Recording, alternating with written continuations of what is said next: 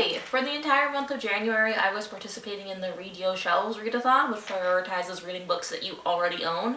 I read 13 books for this readathon, and this is what my challenge bingo board looked like at the end of the month. I read a few library books this month that did not count towards the challenge as well. I read The Spiderwick Chronicles by Tony D. Terlizzi and Holly Black. This book series was published about 20 years ago and is about the Fae and how they are interacting with the human world. I read all 5 books in the series: The Field Guide, The Seeing Stone, Lucinda's Secret, The Ironwood Tree, and The Wrath of Mulgrath. Each book is about 100 pages with illustrations and a story that really flows between books in the series. It was fun. The first She-Ra graphic novel was recently released, Legend of the Fire Princess by GGDG and Paulina Ganoush. I think it is a great book for fans of the show. I made a video with a full review of the book if you want to know more about what I thought about it. Wanda Season Good and the Mostly True Secret by Susan Lurie is another new release. This middle grade book is a fun and adventurous story about a girl traveling into the scary wood with a talking bluebird in order to discover a secret about her family. I also made a video with a full review about Wanda Season Good and the Mostly True Secret that you can watch. I read the 3 final Harry Potter books: Order of the Phoenix, Half-Blood Prince, and The Deathly Hallows to finish my latest reread of the series.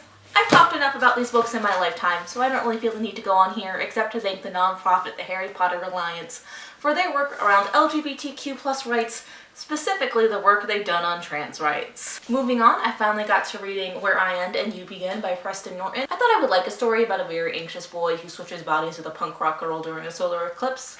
It seemed like it could have been a really interesting and complex book about gender fluidity, or just gender in general, but Norton seemed to stray away from that multiple times while still acknowledging that LGBTQ people exist, but never delving too deeply in that for the main storyline.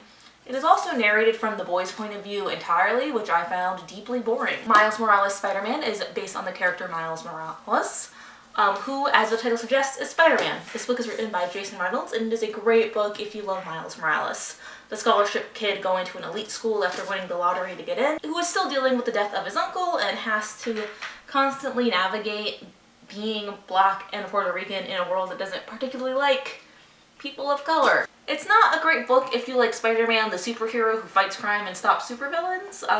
For the majority of the book, Miles Morales has actually quit being Spider-Man. It's a very personal story where the villain is institutional racism within the educational system, which, to be honest, I liked, but I don't think it made a very good Spider-Man story. Finally, the last book I read for this challenge was the first volume of Hunter x Hunter.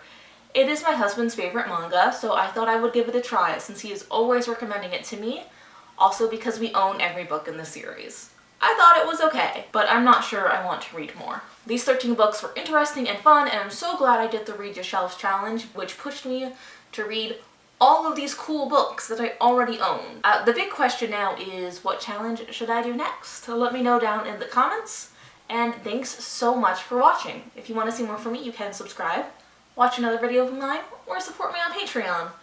And hey, I love you.